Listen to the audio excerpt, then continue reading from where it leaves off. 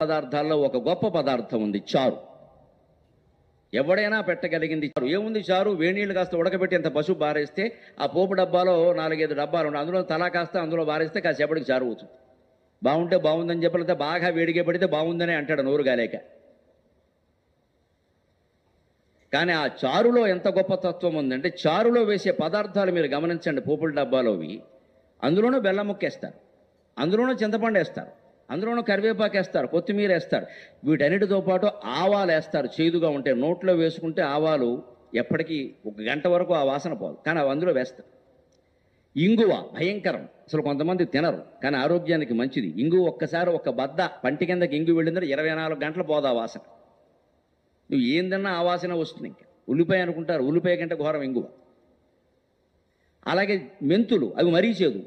ఆవాలు, మెంతులు, ఈ ఇంగువ విడిగా తింటే మనం భరించలేం, కానీ అవి చారులో వేస్తే బాగున్నాయి. పైగా వేయకపోతే చారు బాగుండదు.